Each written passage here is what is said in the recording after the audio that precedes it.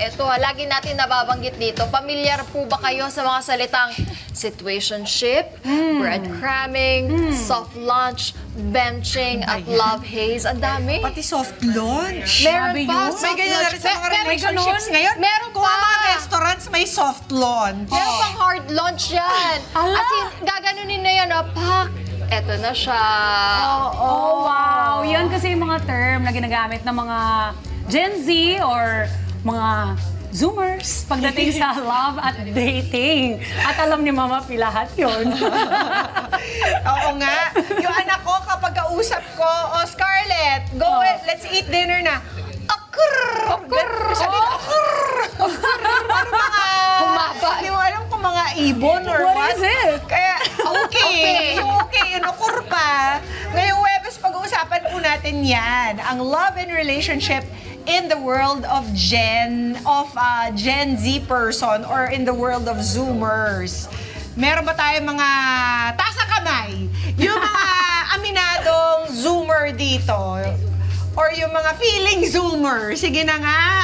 Ayan, si Kevin agad-agad, oh. Eh, dito wala? For reference from 11 Huwag kayo to mahiya. Bakit 26. inahihiya ninyo ang inyong henerasyon? Kaya nga. Just for reference, Mama P, 11 to 26 years old po yung Gen Z ngayon. Oo, sino mga 11 Sino to mga- 26? Ay, sakto, 25. Oh, hindi ah. Dapat isama na si Luke dito, 23-year-old. Ayun. Okay, para Tangkad sa na- mga nanay at tatay dyan na may mga anak na may edad na 11 hanggang 26. 26 years old, Yeah. ito po ang ibig sabihin nila kapag ginagamit nila ang mga terminologies na ito. Okay, pagdating, at very important dahil ito ay it involves love and relationships. Magpapakita tayo ng Gen Z dating terms at tatanungin natin ang ating Gen Z Kada Squad kung ano ba yung ibig sabihin ng mga ito sa kanila. Okay, So, number let's start. 1. Ano ang ibig sabihin nito? Tingin nga, LED wall. Situationship. Sino ang gusto mag-explain? Ayun. Si Miko. Go ahead, Miko. Anong ibig sabihin ng situationship? Para sa akin po, ang ibig sabihin ng situationship po is wala pong label na relationship. Ouch!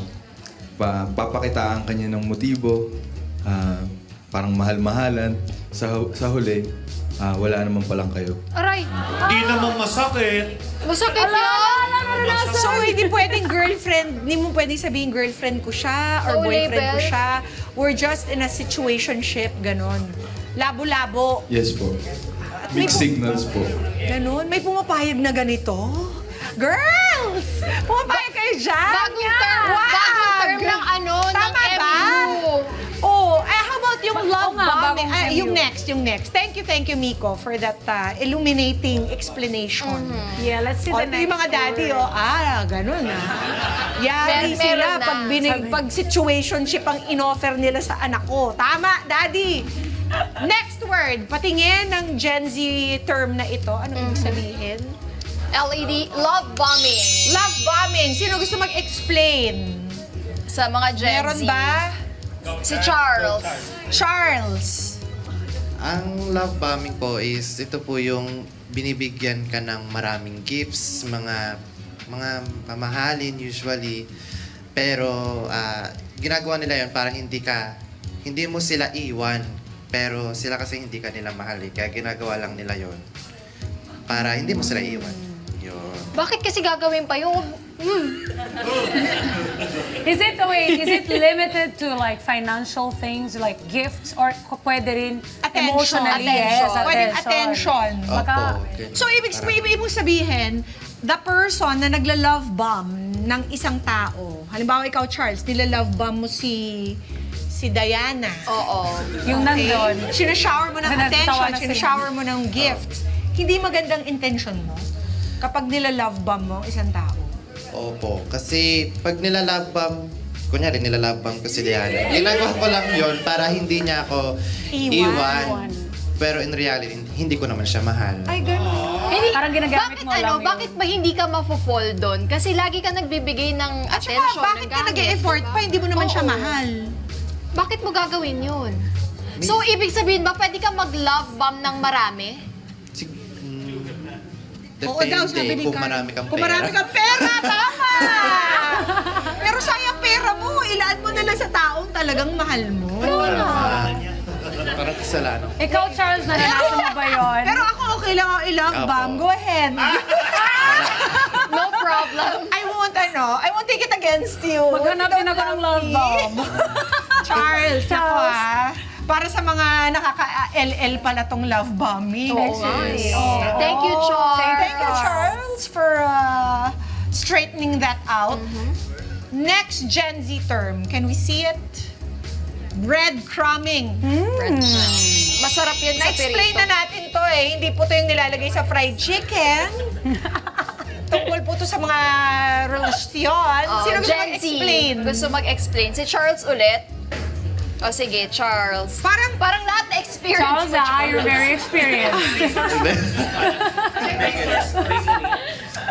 Ang breadcrumbing po is parang binibigyan ka ng mga bare minimum. May parang less pa sa bare minimum. Bare minimum yung binibigay sa'yo. Kumbaga parang kung ikaw mas ma-effort ka, siya naman hindi.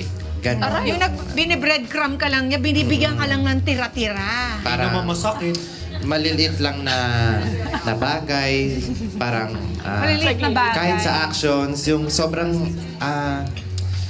paano ba, hindi ka binibigyan ng attention, sobrang attention, ganon, parang ikaw mabilis ka mag-reply, siya ang bagal, ganon ang breadcrumb. Kasi less than the Pero bare minimum. nire-replyan ka pa rin or binibigyan ka pa rin ng mga tira-tira dahil... After 5 days. What is the intention? Just to keep you interested, di ba? Siguro. Parang halimbawa, si Diana ulit. Hindi naman type ni Diana si Charles.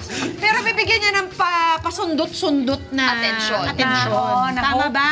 Opo, yung mga maliliit lang na actions, ba't bakit hindi na lang tanungin, ano ba talagang ano? parang nonchalant yung tao, Ay, ganon. andyan na naman yan. Alam mo, Ganon din isang yung araw breadcrumb. buong feed ko ganyan yan. Sino ba ang nakapagpa-breadcrumb na dito ng ibang tao? Ay, aminin ba Umami na nila? dyan. Umamin na kayo. Pero sino naggumawa na rin yan? Diba? Baka At meron bakit? din. Siguro parang ikaw ba nakapam-breadcrumb ka? Na breadcrumb na po. Na-breadcrumb ka na. When I deserve the whole bakery. Ayun. Yes! Agree! Agree, Charles. Do not settle for anything Louder! Tama. Louder! Tama. Okay. O dapat yung mga ibang Zoomer dyan mag-participate. ha? Correct. Ano naman Ano ang yung next, ibig Mama P? sabihin Next nito? term. Benching. May connection ba to sa basketball? Or baka may connection yan sa kakatapos lang na fashion Ayun, show. meron bago. Si Ivan. Ivan. Oh, ano ibig sabihin Ivan, ng ah. benching, Ivan? Bali ang benching po ay bukod po sa main relationship niya, parang may backup pa po yun, other May serve siya. reserve. May extra. Kumbaga, in-explain din sa akin ni Luke to eh. Sabi ni Luke, Oh. parang you're going out with people, but you're always looking out for someone better. Tama ba? Parang ganun. Parang May reserve siya. ganon. So Luke did it? Hindi. Have you ever benched anyone, Luke? Hindi mabilis ang sagot. Ibig sabihin. No. Yes, he did. Benching. May reserba. Oo, may spare tire. Yan o, yan si Luke, mga kada. Napainom. Super pogi o, tingnan Never naman. bench. Sabi niya, no. No. Ikaw ba, Ivan, nang-bench ka na o na-i-bench ka na? Hindi pa po. Nax! Very good. Ivan, if ever may na-bench ka dati, aaminin mo ba? Or may nag-bench sa'yo, how would you feel, di ba? Magiging sad. Magiging sad. Nafe-feel nyo ba yun? Nafe-feel nyo ba yun? Halimbawa, somebody is interested in you, pero nafe-feel nyo ba na binibench ka lang nila? Opo, kasi hindi ko yung main priority. Parang mas nabibigyan attention nila yung ibang tao kaysa sa'yo. Pero paano pag gustong-gusto mo? Kasi minsan nabubulag tayo dun eh, no? Pag gustong-gusto mo yung tao, parang okay ka na sa ganun. Pero mali po yun eh. Ganon. Ay, may ganon. Oh, ayan Magpapayag. Ingat po tayo sa mga ganyan. Maraming salamat, Thank you. Aiva. O Luke, dyan ka lang We might need your help for Stay, these other stay terms. there. Stay, yeah. Next! Next term. What is the next Gen Z term? Pink flag. Taray hindi na green and red. Wala nang green, wala nang red. Anybody Nagbago know? ang Ano ang kulay. pink Ano flag? sabihin ng pink flag? Ayun, meron si ay hindi, akala ko nagtataas ka Ryan eh. Sino ba? Ano ba to? Barbie-related ba to? Kaya nga, ano ba ang pink flag? Anybody know? Sa mga OJT? Luke, do you know what a pink flag means? Okay, ayon sa Urban Dictionary, NAX, Oh, yes. ang pink flag ay almost red. Parang red flag na hindi masyadong critical. Kumbaga, parang warning. Be cautious. Tread cautiously. Tread with caution. Makakatakot yun. Pink flag. Parang nakikita mo na parang masama. Andun na. Pero hindi ka pa sure. Ganun. Parang binigyan mo parang Careful. opportunity. Cuidado. Oh, yes, Kevin. Miss P, sino nagde-decide kung kung pink flag or red flag na? Ikaw, sa sarili ikaw mo. magde-decide. Parang may Oo. nakikita kang hindi ka aya-aya, pero hindi ka pa sure kung totoong dapat ba tong i-avoid. Kumbaga, Pink flag. parang binibigyan mo pa ng konting Konting asa. pruweba, na konting chance to prove themselves, okay? Pink flag. At that's a pink flag. Oo. Mga Now we know. nanay at tatay ng Gen Zers, ayan. Pink flag to, kumbaga, itong pinag-uusapan. Halimbawa, ikaw, tas may nanliligaw kay Sky, sasabihin mo, Sky, I think that's a pink flag. Mga ganun ba? Or parang halimbawa, isang attitude ng isang tao na hindi ka sure if it's all Hindi pa confirmed. entirely bad. But you think it might lead to it, so pink flag. Pink flag yun. Okay. Pink flag muna siya. Okay, next. Grabe Ito yung type ko. Soft- Next. Soft launch. Nakalimutan ko, meron tayong LED. Oh, sino may gusto mag-explain? Soft launch. Na may... Miko. Nakikita ko lang to sa TikTok. Go Miko, explain. Para sa akin po yung soft launch is yung pag-reveal po nung ka-relationship mo or ka-situationship mo. Pero hindi po fully kita yung muka. Oo nga. Kasi po baka may kausap pa po siyang iba or makita ng magulang niya, ganun po. Ito yung bago gawing official ang inyong relationship. Yung kung hard launch na to, magpapakita na kayo ng Oo. couple pic. Kunwari lalaki ako. Magpapakita na kayo ng couple pic. Hard launch na yun. Yung soft launch, Ganito lang muna. Kunyari, ayan, holding kamay hands, lamang. ganyan. Yan yung ipopost nyo sa IG. O kaya Kaya yung nauso paa. yung ganon, remember? Yung kamay lang, Ano tapos ba? wala yung tao. Halimbawa, yung dinner plate ninyo, pagkatapos kayo nag-date. Ay, yun. parang may ganyan nun si Joshua. Ano? Di ba may Drink, ganon? mga Bago sila inumin. mag-hard launch. Si Joshua Garcia yata, bago niya i-hard launch yung girlfriend niya ngayon Nag-soft muna sila. Soft. Pero bakit ayaw pakita pa? Teaser pa lang. Para, Kasi hindi ka na makapaghintay. Hindi pa kayo official, pero hindi ka na makapaghintay. Gusto mo na mag-post. Ganun ba yun, Nico?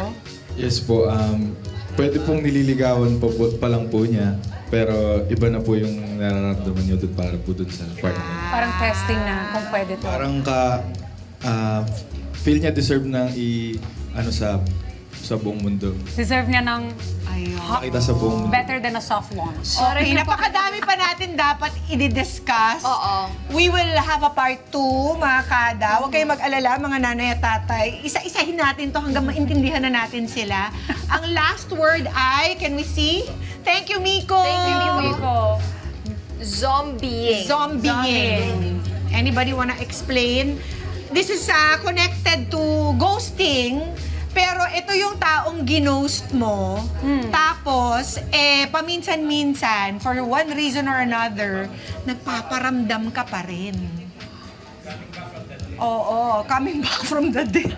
So, Para bang, ginost mo na siya, pero Ghost, parang now zombie. kulang ka kasi sa pansin, so nagpaparamdam ka, padaplis-daplis. naku! Tama ba? Naku! Zombieing daw ang tawag doon. Dami naman.